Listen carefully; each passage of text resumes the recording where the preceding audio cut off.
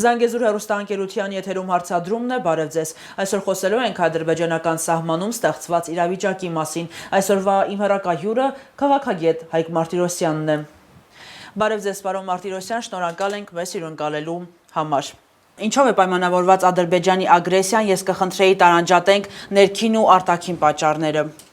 Պատճառներ չեն դրանք, ես արդեն մի քանի անգամ անետ ունեցել եմ ասելու, դրանք առիթներ են։ Պատճառը մեկն է իրենց ազգային գաղափարախոսությունը, իրենց ազգային երազանքը, նպատակը եւ ազգային կյանքի առանցքը, դա Հայաստանի եւ հայության վերացումն է ընդհանրապես քարտեզի վրայից, որպեսզի իրենք միավորվեն Թուրքիայի հետ, ծավալվեն եւ շարունակեն այն իրագործել այն գիծը, որը շուրջ 1000 տարի թուրքական տարը իրագործում է, դա նվաճել եւ ծավալվելն է։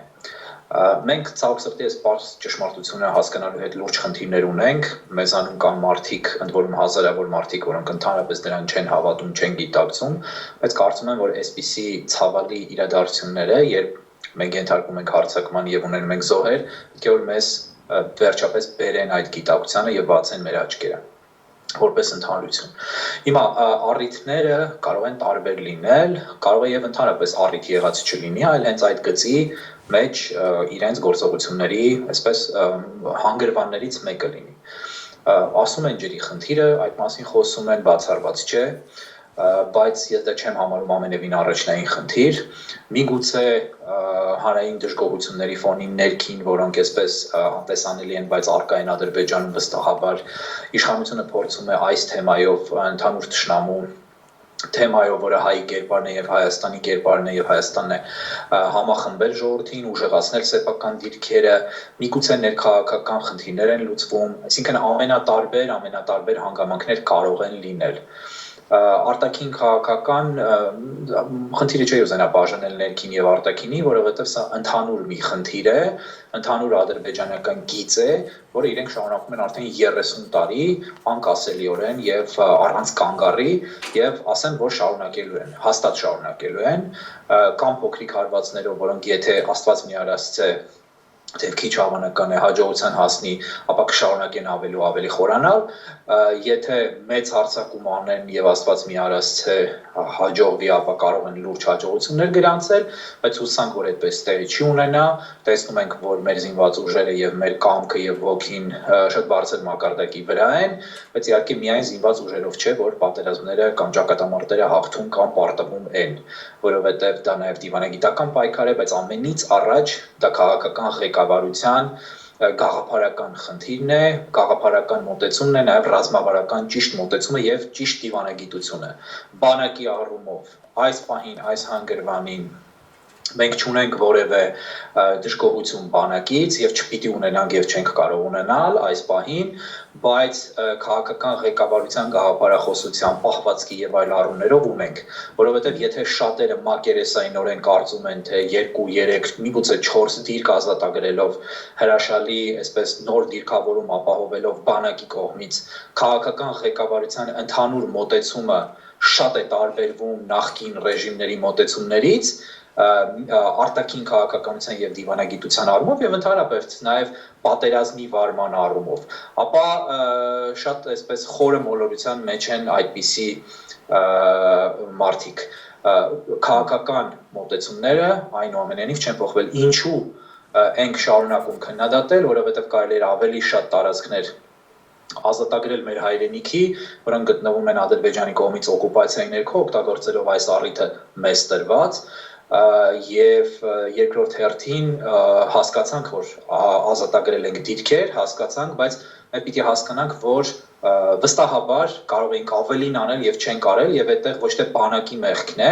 այլ քաղաքական ղեկավարության մեղքն է, որովհետեւ իրենք վախենում են վատ Երևանից, վախենում են ագրեսոր Երևանից, վախենում են նաեւ լայնամասշտաբ պատերազմից, մի բան, որը նախկին ռեժիմները մշտապես արել են եւ եղել են այդպիսի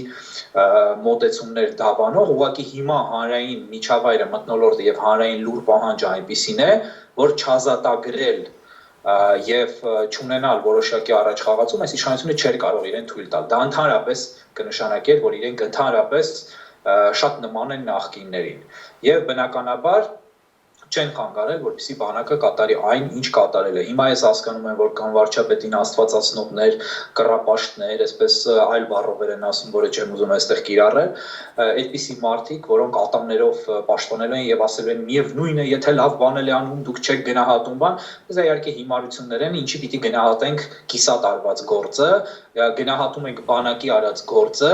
լավ, գնահատում ենք այնքանով քաղաքական ղեկավարության արածը, որ նախկինների բառացի ճանապարհը բառացիորեն չեն կրկնել, մի քիչ գոնե առաջ են գնացել եւ չեն ընդդիմացել, որ բանակը գնա, գուցե ասել են մի քիչ գնացեք առաջ, դա էլ չեմ ուզում բացառել։ Բայց պիտի ավելին արվեր, որովհետեւ ավելին անելով ոչ թե մենք ավելի զոհեր կտայինք, այլ ավելի ինքներս մեզ կապահովագրեինք ապագայի համար։ Այսինքն պիտի մի քիչ սթափ լինենք, այս կռապաշտական հիմար բաները նաև հիմարություններ են խոսում թե այս պահին պատերազմի պահին պիտի հավաքվեք եւ սատարենք իշխանությանը եւ այլն պատերազմի պահին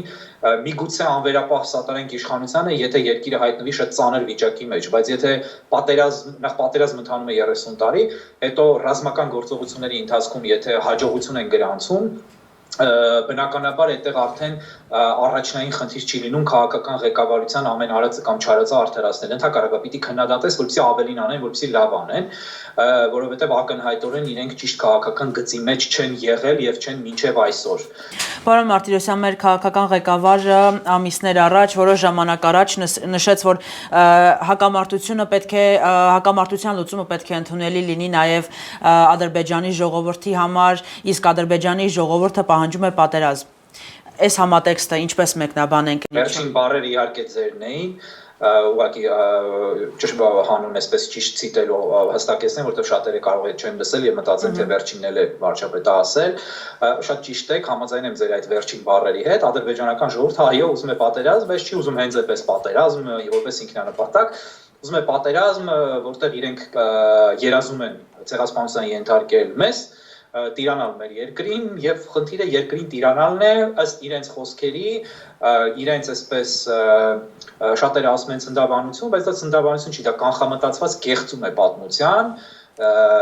կանխամտածված կեղծմամբ իբրև թե իրենց պատմական հայրենիքը ազատագրելուն, դե իրենց պատմական հայրենիքը Աստված գիտի որ Տափաստանն է Ալթայում։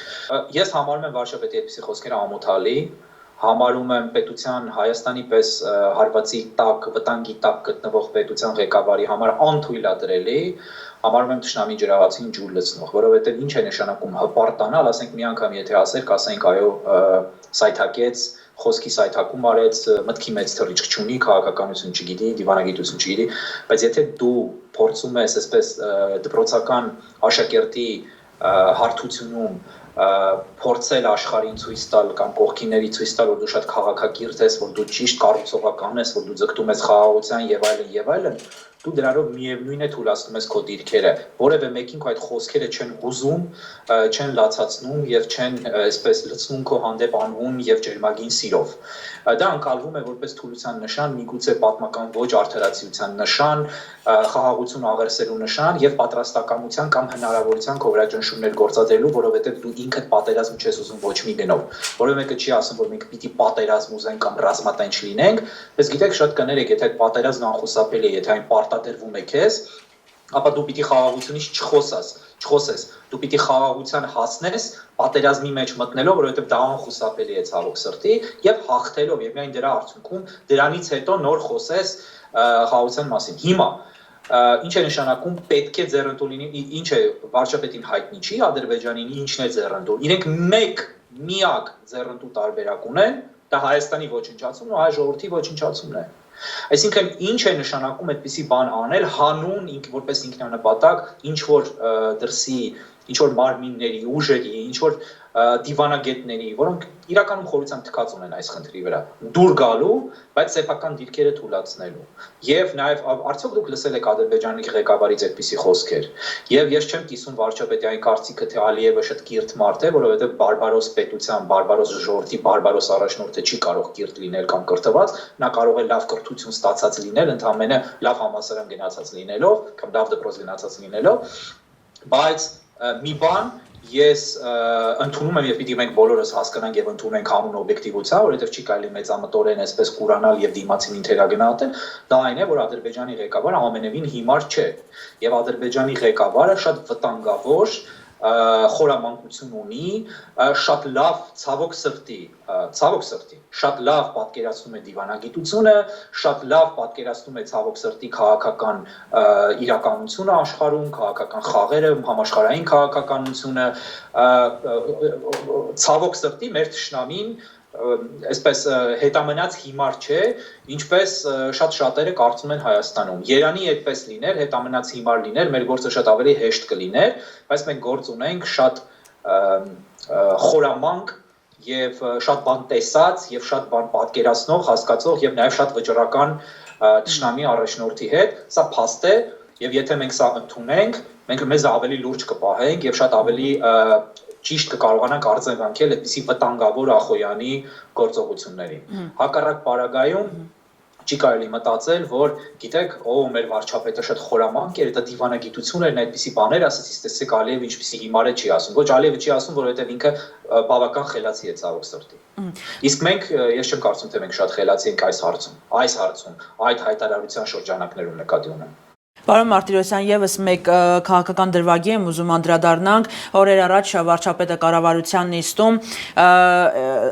իր կեցվածք հետեւյալն էր, որ հնարավոր է արդյոք, որ ՈՒԱԶ մակնիշով մոլորվել են եւ այլն։ Ես որպես Հայաստանի Հանրապետության քաղաքացի հակված եմ հավատալով, որ վարչապետը տիրապետում է իրավիճակին, բայց արդյոք կառավարության նիստում նրա այդպիսի պահվածքը հավուր պատշաճ երես ձեզ։ Դա ինձ համար որպես քաղաքագետի, որպես մեկին, որը գրեթե 24 ժամյա կամ 12 ժամյա ռեժիմով օրվա մեջ հետևում է համաշխարհային քաղաքական անցուդարձին շատ մոտիկից ներառյալ Հայաստանին, ուղղակի շոկի մեջ եմ, որովհետև ես չգիտեմ, դա կամ դերասանական ակտ էր, կամ մի անհավատալի երևույթ, որը տեղի ունեցավ, բայց դա ցույց տվեց, որ կամ պետական ապարատը ընդհանրապես չի աշխատում, կամ չգիտեմ ինչ է կատարվում կառավարությունում պետության ղեկավարների հետ։ Բացատրեմ թե ինչու։ Ուրեմն յուրաքանչյուր արտակարգ պատահար, իսկ սա սովորական արտակարգ պատահար չէ, սովորաբար բոլոր երկրներում, սկսած Միացյալ Նահանգների ղեկավարությունից, վերջացրած աֆրիկյան ամենակիչ զարգացած քաղաքականապես զարգացած պետություններով եւ Պապուա Նոր Գվինեայով, որը բնականաբար Աֆրիկայում չէ։ Ամենուր անմիջապես առաջինը զեկուցվում է պետության ղեկավարը, հատկապես լուրջ իրադարձությունների պարագայում, կազմակերպվում է կամ տեղի ունենում գաղտնի բրիֆինգ, ընդ որում գաղտնի բառը պետք է ընդգծել, որտեղ պետության ղեկավարը լինի վարչապետ, միապետ, թե նախագահ, թե այլ կոչումով անձ, տալիս է բոլոր հարցերը, այդ թվում այդ հարցերը կարող են լինել հիմար հարցեր, շատ հիմար հարցեր, չափազանց հիմար հարցեր, նորմալ հարցեր եւ խելացի հարցեր եւ հանճարեղ հարցեր, բայց այդ հարցերը տրվում են գաղտնի։ Մեկ երկրորդ հերթին ամբողջությամբ ղեկավարը պետք է տեղյակ լինի։ Եվ երրորդ հերթին ուղղակի անպատկերացնելի է, որ Հայաստանի ղեկավարը մի հարց է տալիս հրապարակայնորեն կառավարության նիստի ժամանակ, ինչպես այսի որ անթույլատրելի է, իր պաշտպանության նախարարին, որից նա պետք է ստացած լիներ ամբողջ տեղեկատվությունը արդեն, խորությամբ եւ բոլոր հարցերի պատասխաներ եւ ինքը պատասխաներ այլոց հարցերին, եւ հարց է տալիս, որը ինքնին հարցը դառնում է արդարացման փնտրտուք կամ կարող է այդպես դիտարկվել թշնամու գործողությունների համար։ Ես ես ավելին ասեմ, միգուցե, ես չեմ կարծում այդպես, բայց տեսականորեն եթե սկսենք սպեկուլյացիաներ անել, միգուցե նաեւ գալիս էին հանձնվելու, միգուցե հարբած են եղել, միգուցե հոգեխանգարմունքի մեջ են եղել, միգուցե իրենց հրամանատարները իրենց ծեծել են, հազար ու մի պատճառ կարող է լինել։ Մեր դիրքապահները կրակ են բացել, ճիշտ են արել, քանի որ սպիտակ դրոշ չի եղել, այսինքն ակնհայտ չեն եղել հանձնվելիս, այսինքն տեսականորեն յուրաքանչյուր բանական մարդ, իսկ մեր սահմանին կանգնած են բանական մարդիկ, ենթադրում է, որ դա հարձակում է, որովհետև եթե հարձակում չէ, միակ այլ տարբերակը բանակցություններն են, որը չէր, կամ հանձնվելն էր, որը արվում է սպիտակ դրոշով կամ սպիտակ կտորով, որը ծառայում է դրոշի դեր։ Հետևաբար տարբեր սցենարներ կարող են, բայց տալ այդպիսի հարց սեփական նախարարին, որի արդյունքում ստացվում է, որ միգուցե մոլորվել էին եւ քո զինվորները անտեղի կրակեցին, ընդ որում ճիշտ են արել, որ կրակել են, շատ ճիշտ են արել մեր զինվորները։ Ես համարում եմ շատ մեղմ ասած, ուղղակի անթույլատրելի։ Բայց գիտեք, կան կռապաշտների բանակներ դեռևս Հայաստանում, որոնք արդարացնում են ամեն ինչ եւ գտնում են, որ ինչպես արդեն ասացի, պատերազմական գործողությունների ժամանակ չի կարելի իշխանությանը քննադատել։ Սա ինքնակործան մոտեցումներ են եւ պիտի հասկանանք, որ այն ամենը, ինչ կատարվում է քաղաքական մակարդակում եւ դարձյալ ուզում եմ ընդգծել, պիտի զատնենք սա ռազմական զինվորական մակարդակից։ Քաղաքական մակարդակում կատարվում են անթույլատրելի բաներ, այո, անգամ այս պահին եւ մարդիկ պիտի քաջություն ունենան այդ մասին խոսեն եւ չվախենան այն տգետ հանրային որոշ փոքր կամ մեծ խմբերի ճնշումից, որով փակվում է մարդկանց բերանը։ Ես իհարկե չեմ տրվում այդպիսի ճնշումներին, դրա համար ասում եմ, արժանանում եմ այոյանքների, բայց ինձ ամենևին չի հուզում, որովհետեւ ես գիտեմ, որ ես ասում եմ մի բան, որին ես հավատում եմ եւ որը ամենայն հավանականությամբ գոնե այս պարագայում ճիշտ է։ Պարոն Մարտիրոսյան, նոր պատերազմ, նոր տարածքներ, սա մեր պաշտպանության նախարարի ելույթներից մեկում է հնչել այս խոսքերը։ Դուք ինչպես կորակեք, ինչպիսի մոտեցում է սա։ Իհարկե շատ լավ մոտեցում է, բայց պիտի մի փոքր խմբագրում անեմ, պատերազմը նոր չի կարող լինել, որովհետև 30 տարի մենք պատերազմի մեջ ենք, պատերազմը չի ավարտվել։ Ասենք պատերազմական ռազմական գործողություններ են, նույնը 2016 թվականի ապրիլին էր։ Եվ մյուս խմբագրումը տարածքներ շատ լավ է հնչում, ցավոք սրտի մենք տարածքներ դասական առումով չենք ազատագրել, մենք ազատագրել ենք դիրքեր կամ որոշակի հողային շերտ, որը միգուցե հեկտարներով չափվի, չգիտեմ, բայց դա այսպես մեր պոտենցիալը չէր, որը մենք կարող էինք օգտագործել այս ընթացքում, հասնել շատ ավելի լավ դիրքերի, ավելի մեծ հնարավորությունների, ուղղել շփման գիծը հօգուտ մեզ, գրեթե ամբողջ շփման գիծը եւ այլ առավել մեծ հաջողությունների հասնել։ Օրինակ տեսեք, տեղի ունեցել հարձակում Հայաստանի Հանրապետության հանդեպ եւ Հայաստանի Հանրապետությունը ունի շատ շատերի կարծիքով, այդ թվում եւ իմ եւ համոզմամբ, դավաճանության, այսինքն տեղի ունեցած նախկինում պատերազմական առաջին փուլում դավաճանության արդյունքում փոխանակված կամ հանձնված, ավելի շուտ հանձնված Արծվաշեն գյուղը, որը անկլավ էր այսպես խորհրդային ժամանակներում, բայց դա հայկական տարածք է Հայաստանի Հանրապետության մաս։ Եվ հիմա կարելի է ազատագրել, եւ այդ խնդիրը բարձրացրել են արդեն ազգային ժողովրդավարական ուժերը, դա բարձրացրել են այդ խնդիրը։ Եվ ուզում եմ հարցնել, ի՞նչն է խանգարում մեզ հիմա ազատագրել։ Ավելի շատ զոհեր լինելու են։ Որքան շատ մենք ազատագրենք տարածքներ, այնքան ավելի քիչ զոհեր ենք ունենալու։ Վախենում ենք պատերազմից լայնամասշտաբ։ Պիտի հասկանանք, որ այն պահին, երբ մենք արձանագրում ենք առաջին հաջողությունները, այդ պահից սկսվում է ադրբեջանական զորքերում բարոյալքում։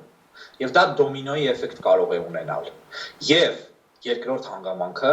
ավելի լայնամասշտաբ պատերազմ անխուսափելիորեն լինելու է, վաղ թե ուշ կամ լինելու են բազում ապրիլյան պատերազմներ։ Միգուցե մենք կենթանի չլինենք, բայց երբ էլ դա լինի, դա լինելու է, քանի դեռ Ադրբեջանի պետությունը գոյություն ունի։ Իրենք քանի կան, մենք լինելու ենք պատերազմի մեջ։ Եվ կրկնեմ արդեն երևի 100-րդ անգամ, իրենց տրամադրվածությունը մեր հանդեպ եւ իրենց գործողությունները մեր հանդեպ որևէ կերպ պայմանավորված չեն մեր տրամադրվածությամբ իրենց հանդեպ, այսինքն մենք ինչպես էլ մեզ պահենք, մենք ինչ էլ որ անենք, իրենք ունեն մի նպատակ, մի գաղափար, դա մեզ մեջտեղից հանելն է, որովհետեւ մենք խանգարում ենք իրենց իրագործելու իրենց երազանքը։ Պարոն Մարտիրոսյան, մենք տեսնում ենք, որ մարտական գործողությունները տեղի են ունենում ոչ թե Ղարաբաղում, այլ Տավուշում, Հայաստանում։ Հնարավոր է, որ սա լինի Թուրքիայի պլաններից մեկը ապակայունացնել հայ-ադրբեջանական սահմանը։ Ամեն բան շատ հնարավոր է։ Թուրքիան հիմա վարում է լայնամասշտաբ տարածաշրջանային ծավալման լուրջ քաղաքականություն, շատ լուրջ հաշվարկներ են արել։ Թուրքիան գտնվող ռազմական ներկայություն ունի այլևս տարածաշրջանի մի շարք երկրներում, որպիսի նա երբևէ չի ունեցել նախկինում եւ երբևէ ասելով նկատի ունեն գոնե վերջին 100 տարիների ընթացքում եւ փորձում է այսպես նվաճողական քաղաքականություն վարել, ոչ թե փորձում է, այլ վարում է եւ հասկանալի է, որ Թուրքիայի համար իր սահմաններին եւ ընդհանրապես ողջ տարածաշրջանում եւ միգուցե աշխարհում ամենաառաջնային առանց չափազանցության ամենաառաջնային ուղղությունը դա հայկական ուղղությունն է։ Եվ շատ པարզ բացատրություն գոյություն ունի դրա համար, ովքեր քարտեզին այսքան տարիներ չեն նայել, կարող են բացել եւ նայել, թե Հայաստանը որքան է ճակերտների մեջ խանգարում ճակերտները փակած Թուրքիային, միանալու, միավորվելու Ադրբեջանին եւ ձգտելու դեպի ողջ թուրքական աշխարհը, Միջին Ասիայով, դեպի Ալթայ, իսկ Ալթայը դա ռուսական հատվածն է, այսինքն Ռուսաստանի Դաշնության եւ մի մասը Ղազախստանի Միջին Ասիայի մի խոսքով հատվածն է, որտեղ գտնվում է թուրքերի հայրենիքը եւ իհարկե Շինջանը, որը Չինաստանում է, եւ թուրքերը ունեն այդ երազանքը, գնում են դրան եւ բացառված չէ, որ սա Հայաստանը թուլացնելու, հատկապես այս իրավիճակում, երբ Հայաստանում շատ ծանր համաճարակային իրավիճակ է, գիծ է եւ գործողություններ են եւ սրան չի կարելի թեթև եւ անլուրջ վերաբերվել։ Այս ամենը պետք է դիտարկել իրենց ընդհանուր գաղափարախոսության եւ տարածաշրջանային քաղաքականության շրջանակներում նույնպես։ Պարոն Մարտիրոսյան, եղավ նաև միջազգային արձագանք, միջազգային հանրության արձագանքը, հիմնականում կոչերը հետևյալ շրջանակում են, որ պետք է երկու կողմերն էլ դադարեցնեն կրակը, բայց ես կցանկանայի մենք անդրադառնանք ռուսական կողմին, կրկին նույն տեքստն էր, նույն աբովանդակ, որ կրկին երկու կողմերին։ Սա այն դեպքում, երբ մոտ 5 միլիարդի զենք է վաճառվում Ադրբեջանին։ Ես ուզում եմ հասկանալ Ռուսաստանի մոտեցումը եւ Ռուսաստանի դիրքորոշումը։ Եկեք օբյեկտիվորեն նայենք։ Հայաստանը 30 տարիներ շարունակ այսպես անքննելիորեն տրվել է Ռուսաստանին։ Հայաստանը իրեն չի պահել արժանապատիվ։ Ռուսաստանը խոշոր պետություն է, տերություն է, տարածաշրջանային եւ նաեւ համաշխարհային, որը ձգտում է վերականգնել իր անմիջական ազդեցությունը այսպես կոչված մերձավոր արտասահմանի նկատմամբ, որը իրենք չէին ուզենա, որ լիներ մերձավոր արտասահման եւ դրա մեջ մտնում է Հայաստանը։ Այս առումով շատ օբյեկտիվորեն պետք է հասկանանք իրենց ձգտումը։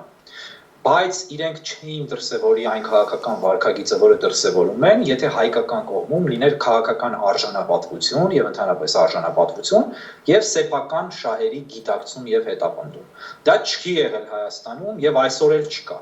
Այսօր էլ չկա։ Մի կողմ թողնենք դատարկ հայտարարությունները, որոնք գեղեցիկ են հնչում եւ ուղղված են այսպես կռապաշտների խմբերին։ Հիմա Մյուս կողմից Ադրբեջանը եւ դարձյալ օբյեկտիվորեն պիտի սա ընդունենք, որովհետեւ սա օբյեկտիվ ճշմարտություն է, իրեն պահել է Ռուսաստանի հետ հարաբերություններում շատ ավելի խոհեմ, քան Հայաստանի Հանրապետությունը, եւ իրենց ճակերտների մեջ վաճառել են շատ ավելի թանկ գնով Մոսկվային, Ռուսաստանին։ Եվ Ռուսաստանը կարող էր նույն կերպ վերաբերվել Հայաստանին հարգանքով, բայց չի վերաբերվում հարգանքով Հայաստանին, հարգանքով վերաբերվում է Ադրբեջանին, հենց Ադրբեջանի այդ վարկագծի պատճառով։ Եվ Ռուսաստանի համար Ադրբեջանի գինը շատ ավելի բարձր է, եւ Ռուսաստանը բնականաբար շատ տրամաբանական է, եթե չլիներ Ռուսաստան, լիներ, չգիտեմ, Մոնղոլիա, նույնն էր անելու, ավելի կարևորություն տալու էր Ադրբեջանին այս իրավիճակում։ Եվ ակնհայտ է, որ եթե դու մեկին ունես քո գրպանում, իսկ մյուսին դեռևս չունես, բայց շատ ուզում ես ունենալ, դու պետք է առնվազն դնես հավասարության նշան։ Դա լավագույն դեպքում, եթե չասեմ, որ նրան չունես գրպանում, պիտի սկսես իրաշահել ամեն գնով, ամեն ինչ անելով։ Այս առումով ես դարձյալ ասեմ, որ մեղավորը Հայաստանում է։ Մենք չպետք է, մեղքը Հայաստանում է գտնվում, պաշտոնական Երևանում ավելի շուտ։ Մենք չպետք է ամեն ինչի նայենք մակերեսայինորեն եւ շատ այսպես դատարկ դատողություններ անենք, պիտի խոր քննայենք եւ չպիտի մակերեսայինորեն մեղադրենք եւ փորձենք մեղավորներ փնտրել միայն դրսում։ Դրսում կան մեղավորներ, բայց մեր մեղքը շատ ավելի մեծ է։ Երբ մենք մեր մեղքի խնդիրը կլուծենք, նոր արդեն կխոսենք այլ հանգամանքների մասին։ Ինչ վերաբերում է միջազգային հայտարարություններին, ցավոք սրտի Հայաստանում շատերը գավառական մտածողություն ունեն, այդ թվում եւ ճակերտերի մեջ լուրջ քաղաքական գործիչներ կամ մասնագետներ, եւ չեն պատկերացնում, թե այդ հայտարարությունները ինչ են նշանակում։ Ուրեմն ասեմ ձեզ, այսպես մի շատ բաց գաղտնիք բացեմ, որ ամենևին գաղտնիք էլ չի իրականում։ Բոլոր այդպիսի հայտարարությունները հիմնականում բոլոր բաները Հայաստանի պես երկրների պարագայում հատկապես գրվում են կոպիտ ասած կամ պայմանականորեն ասված desk officer-ների կողմից, այսինքն դրանք մարդիկ են տարբեր երկրների արտգործնախարարություններում, ամենաստորին կամ միջինից ցածր օղակներում սովորաբար, որոնք անում են ամենօրյա լուրջ ծանր աշխատանք, տեխնիկական, կարող են լինել նոր համալսարան ավարտած մարդիկ, ինչ որ ցածր օղակներում գտնվող պաշտոնյաներ, եւ նրանք ստանդարտ ինչ որ բաներ են գրում։ Կա գիծ Հայաստանի հանդեպ, Հայաստանը իրեն որպես միջազգային գործոն չի ներկայացնում է որպես կցորդ, եւ ստանում է համապատասխան վերաբերմունք, հավասարեցվում է Ադրբեջանին։ Հայաստանին ինչպես Ռուսաստանը, այնպես էլ այլ պետություններ իրականում ցավոք սրտի հարգանքով չեն մոտենում։ Դա հայ ժողովրդի մեղքը չէ, դա Հայաստանի իրար հետևած քաղաքական ղեկավարությունների մեղքն է։ Եվ desk officer-ների մակարդակով, այսինքն միջինից ցածր կամ միջին օղակի պաշտոնյաների մակարդակով գրվում են հայտարարություններ, դրվում են իրենց ղեկավարների սեղաններին, ստանում են օքեյը եւ տարածում են։ Մեծ հաշվով այդպիսի հայտարարությունների վրա պետք է թքած ունենալ, եթե շատ կոպիտ ասենք, եւ պետք է սեփական գործը տանել առաջ, սեփական պետության շահերը։ Ամեն մեկը կարող է մի հայտարարություն անել։ Հայտարարությունները եւ հայտարարությունը անող իշխանությունները այլ պետությունների հերացող են։ Մնացող է հայ ժողովուրդը իր խնդիրների, իր պատերազմի հետ միասին։ Եվ եթե հայկական պետությունը չի պաշտպանում սեփական հայկական իշխանությունը չի պաշտպանում սեփական պետության, սեփական ժողովրդի շահերը, այդտեղ մենք շատ լուրջ ներքին խնդիրներ ունենք։ Բայց արի ու տես, որ բոլոր, չասեմ բոլոր, մեծամասնությունը լրատվական միջոցների, հայաստանյան մասնագետների, քաղաքական գործիչների ֆիքսվում է, թե ինչ են ասում դրսում, թե ինչ են անում դրսում։ Պիտի թքած ունենալ, պիտի հետևել սեփական շահին, որովհետև տեսեք 94 թվականին Բորիս Ելցինը զանգ կատարեց Լևոն Տեր-Պետրոսյանին ամեն դեպքում այդպես ենք կարծում, եթե մեղմ ասեմ, որովհետև կարող է հայտնվեն մարդիկ, որոնք կարող ասեն դե փաստեր ցույց տվեք, այսպես, բայց ճիշտն ասած ես զանգի ժամանակ տեղում չեմ եղել, այնտեղ չեմ եղել եւ կարծում եմ որևէ մեկը չի եղել, բայց դա է այսպես ամենայն հավանականությամբ իրականություն։ Եվ Հայաստանի իշխանությունները կասեցրեցին առաջխաղացումը եւ գնացին պարտեւողական խայտարակ ամոթալի զինադադարի կնքման, երբ կարող էին հաղթել պատերազմ ուղղակի լուծել Արցախի խնդիրը, առաջ գնալ եւ մինչ այլս պիտի ասեմ, որ Նորադ Տեր Գրիգորյանցի հետ 2-3 տարի առաջ զրուցում էինք, Հայաստանի ամենամեծ հերոսներից հայկական բանակի փաստացի իսկական հիմնադիր, որը ամենախոշոր թերևս հաղթանակներն է արձանագրել, գեներալ Նորադ Տեր Գրիգորյանցը, եւ ինքը իրեն հատուկ անկեղծությամբ ասաց, որ ինքը մեղմ ասած ինքը իրեն պարսավեց, ինքը իր հասցեին վատ բառ ասաց, ես հիմա չեմ ուզում կրկնել, ասաց, որ ես այսպես հիմարություն արեցի,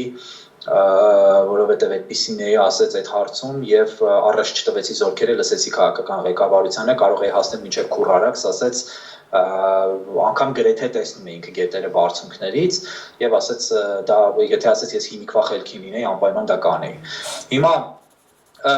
Ելցինը չկա, Տեր-Պետրոսյանը կա, բայց իշխանություն չէ, գոնե անձամբ ինքը իշխանություն չէ, թեև իր գաղափարները կարծում եմ, որ իշխանության են, ցավոք սրտի այսօր վերադարձել, բայց Ելցինը չկա, եւ Ելցինի աշխատակազմի 99%-ը, եթե ոչ ավելին, չկա, եւ Հայաստանը մնացել է խնդրի հետ միասին։ Բայց նաև պիտի ասեմ, որ այսպիսի իրավիճակներում շատ հետաքրքիր դեպքեր են լինում, հատկապես ամերիկյան նախագահների հետ հայտնի են դեպքեր, երբ Միացյալ Նահանգների նախագահները վերցրել եւ ռազմական կոնֆլիկտի ժամանակ փորձել են զանգարել տարբեր պետությունների ղեկավարների, որոնք անցել են հարձակման կամ հակահարձակման, եւ այդ պետությունների ղեկավարները ուղղակի հրավսը չեն վերցրել ոչ թե անարգելու համար Միացյալ Նահանգների ղեկավարներին, այլ ժամանակ շահելու եւ ճնշման չենթարկվելու համար։ Եվ ասենք շատ աբսուրդ բաներ են պատմում Սպիտակ տան նախկին աշխատակիցները իրենց գրքերում եւ հուշերում եւ այսպիսի դեպքեր մոտավորապես են հիշում, որ մի անգամ ասում են, որ նախագահը վատ է իրեն զգում եւ գտնվում է լողասենյակում եւ չեն կարող հեռախոսի մոտ կանչել կամ հեռախոսը տանել եւ այդ ընթացքում պետությունը անում է իր գործը, որովհետեւ չենթարկվեն ճնշման, որտեղ գիտեն։ Իսկ Հայաստանում դա չի եղել, դա չի եղել 94 թվականին եւ մեզ համար սարսափելի ծանր հետևանքներ է ունեցել 2016 թվին Պարքև Սրբազանը մի քանի օր կամ ամիս առաջ բառացիորեն հայտարարեց, որ ճնշում է եղել դրսից եւ ինքը ուղղակի առաջին ձեռքից դա հայտարարեց իր հարցազրույցում, կարծեմ վերջին թե նախավերջին հարցազրույցներ իր։ Եվ ինքը չի մեղադրում այդ մարդկանց դավաճանության մեջ, բայց դա դավաճանություն է տրվել այդպիսի ճնշումներին։ Եվ հիմա էլի Հայաստանի քաղաքական ղեկավարությունը լինելով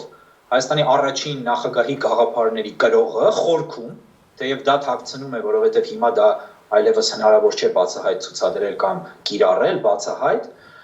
այնուամենայնիվ դողում է դրսի արձագանքներից եւ ես բացատրում եմ լայնամասշտաբ այսպես տարածքների չազատագրելը հենց դրանով եւ կրկնեմ նաեւ որ այո, եթե մենք ազատագրենք, մենք ավելի քիչ զոհեր կտայինք ապագայում կամ գուցե այսօր, հիմա եթե ավելի շատ տարածքներ ազատագրենք, քան եթե մենք մնանք մոտավորապես այն դիրքերում, որում մենք կանք, եւ նորից ուզում եմ արդեն 100-րդ անգամ թերևս, որովհետեւ գիտեմ, որ անտեղի կեղծ հարձակումներ են կազմակերպելու, ուզում եմ ասել, որ համախմբվել անհրաժեշտ է միշտ բանակի կողքին, բանակին իրոք քննադատելու բան հիմա չկա, մենք քննադատում ենք, մասնավորապես ես քննադատում եմ քաղաքական ղեկավարության կիսատարած, եւ սա կապ չունի իմ քաղաքական ղեկավարության հետ ունեցած, այսպես մեղմ ասած, ոչ լավ հարաբերությունների հետ, օբյեկտիվ իրականություն է։ Եթե որևէ մեկը խնդիր ունի իմ արտահայտած եւ ասած մտքերի եւ իրականության հետ, խոսենք այդ դաշտում։ Եթե պիտի փնտրեն անձնական մոտիվներ, քաղաքական դիվիդենդներ, ապա ես կասեմ, որ դա էժան մարդկանց էժան մտածողություն է։ Պարոն Մարտիրոսյան, ես նաև մի հարց ունեմ, որը կապված է Զանգեզուրի հետ։ Պարբերաբար է Ալիևը խոսում Զանգեզուր բառը հնչեցնում, հնարավոր է, որ երբևէ դունչը նաև հասնի Զանգեզուրի հատվածին։ Գիտեք, ես չեմ ուզում ասել այո, բայց կյանքում ամեն բան հնարավոր է։ Հատկապես դա հնարավոր է։ Եվ նայած ինչ է նշանակում դունչը հասնել, որ ուզում են որ հասնի անխոս, որովհետև Զանգեզուրը պարանոցն է Հայաստանի, որը զուտ աշխարհագրորեն կտրելը շատ ձեռնտու է իրենց եւ կտրելով իրենք ուղղակի գլխատում են Հայաստանը եւ Հայաստանը ոչնչանում է։ Եթե չլինի Զանգեզուր, չի լինի Հայաստանը։ Այստեղ երկրորդ կարծիք լինել չի կարող եւ Թուրքիան դառնում է իր երազած պետությունը կամ այս հազարամյակում կատարում է իր ամենաառջև դրված ամենագլխավոր նպատակը 100-ամյակում չէ 1000-ամյակում կարող է 1000 տարի սպասել դրանից հետո նոր գնալ միջին այսա բայց արդեն դա տեխնիկայի խնդիր կլինի եւ այստեղ չափազանցություն չկա քարտեզին պետք է նայել Զանգեզուրը իրենց համար կարևոր է դրանով եւ Զանգեզուրը կարևոր է մեզ համար նաեւ դրանով մենք Զանգեզուրը կորցնելու վտանգի առջև եղել ենք, Զանգեզուրը փրկել է Նժդեհը,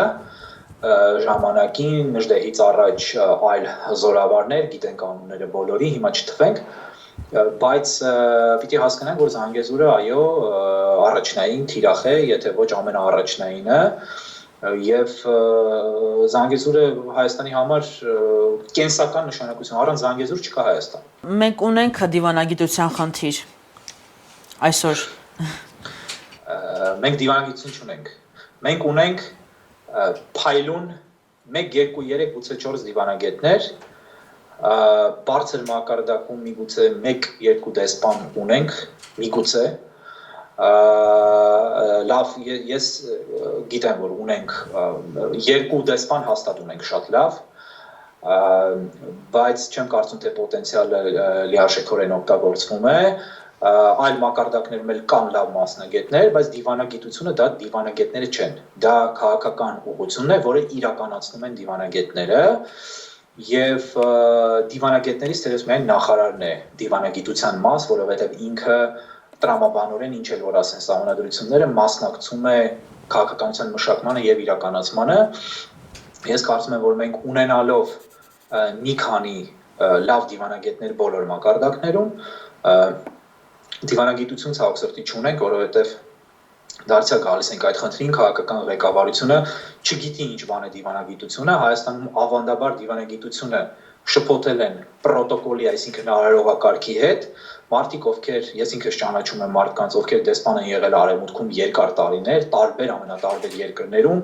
գիտեն ինչ բրենդի շալվար հագնեն, ինչ փողկապ կապեն, որպեսզի Երևան այսպես տեղի արիստոկրատիայի ներկայացուցիչների պես որոշ լավ մակարդակի անգլերեն են խոսում, ֆրանսերեն, իտալերեն, գերմաներեն, չգիտեմ, տարբեր լեզուներ, բայց իրենք ձևի մասնագետներ են, ոչ թե բովանդակության։ Եվ իրենց թվում է, թե այդ ճառերը, որ լսում են տարբեր դիվանագետների, կոնֆերանսները, որոնց մասնակցում են, հավաքները, հանդիպումները, դա դիվանագիտություն է, դա դիվանագիտություն չի։ Դա պրոտոկոլային հատվածն է, եթե ընդհանրացնենք, հա, մենք ունեինք նախարար Էդվարդ Նալբանդյանը, որը բառացիորեն եղել էր պրոտոկոլի, այսինքն արարողակարգի աշխատակից, եւ այդ հոգեբանությամբ էլ իմ խորին համոզմամբ մնացել էր։ Եվ անչափ հեռու էր դիվանագիտությունից, բայց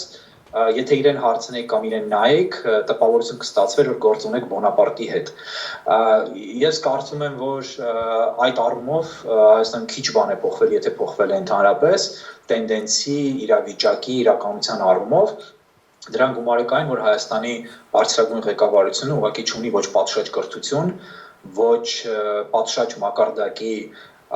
գաղափարներ արտաքին աշխարհում իրական քաղաքականության, միջազգային քաղաքականության վերաբերյալ եւ ոչ էլ ցանկություն ունի լսելու իսկական մասնագետներին եւ շրջապատելու իրենց այդպիսի մարդկանց, որովհետեւ եթե լսեին այսօր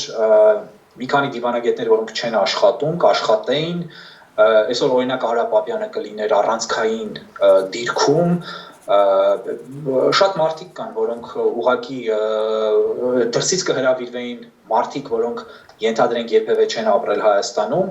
բայց կարող էին Հայաստանի դիվանագիտությանը շատ լուրջ ծառայություններ մատուցել, որովհետև լուրջ փորձառություններ ունեն համաշխարհային դիվանագիտության մեջ։ Կան այդպիսի մարդիկ, բայց մենք տեսնում ենք ովքեր են որոշում Հայաստանի դիվանագիտությունը, վերջնական որոշողը հայտնի է, մնացած դեմքերը ավելի պակաս հայտնի են լայն հանրությանը, բայց նրանք ովքեր գիտեն, դա ուղղակի խայտառակություն է։ Ունենք դիվանագիտություն, թե չունենք, պատասխանը մեկ բառով ցավոք սրտի ոչ չունենք։ Հուլիսի 12-ի մարտական գործողությունները կծավալվեն եւ ի վերջո ինչը կզսպի Ադրբեջանին։ Այսպես թե այնպես դրանք շարունակվելու են, նկատի ունեմ ժամանակի ավելի լայն կտրվածքում։ Իրենք անպայմանորեն էլի են հարձակվելու, եւ էլի են հարձակվելու, եւ էլի են հարձակվելու։ Որքան է սա շարունակվելու, պատասխանը մինչեւ այն պահը, երբ Հայաստանը հաղթի։ Կամ եթե շատ բան խոսենք, այսպես չեսոքանանք մի պահ նրանից, որ մենք այն կամ պարտվի, այսինքն կողմերից մեկը պետք է հաղթի, մյուսը պետք է պարտվի։ Չեն կարող երկու կողմերը հաղթել եւ երկու կողմերի պարտությունն էլ ռեալ չի թվում։ Այսինքն, պիտի մենք հաղթենք, այսպես ասեմ ձեզ, որովհետեւ եթե մենք չհաղթենք, մենք չենք ապրի, գոյություն չենք ունենա։ Մենք կսպառվենք թե որպես անձ, թե որպես ժողովուրդ, թե որպես պետություն, թե որպես երկիր, թե որպես հայրենք ամեն կերպ։ Շարունակվելու է այդքան։ Պեսիմիստական է, վատատեսական է, այսինքն շատ մութ գույներ են, ինչ ուզում է, թող անվանեն, այսպես կարճ մտածող, կարճ գիտելիքներ ունեցող մարդիկ։ Փաստ է, իրականությունը դա է։ Խնդիրը ունի միայն մի լուծում, կամ Ադրբեջանի կազմալուծում, որին մենք պետք է ձգտենք հասնել, կամ կապիտուլյացիա, կամ էլ Հայաստանի ոչնչացում։ Սա է խնդրի լուծումը։ Խնդիրը չունի դիվանագիտական լուծում, շատ ցավոք սրտի Երանի ունենար առանց Հայաստանի պարտության իհարկե։ Հայաստանը կարող է պարտվել դիվանագիտական դաշտում, հանձնել երկիրը, լույսերը անջատել, գաղթել Պապուա Նոր Գվինեա։ Դա կարող է լուծում լինել։ Բայց չեմ կարծում, թե դա որևէ հայի համար ընդունելի լուծում է։ Կամ պիտի մենք հաղթենք, կամ մենք պիտի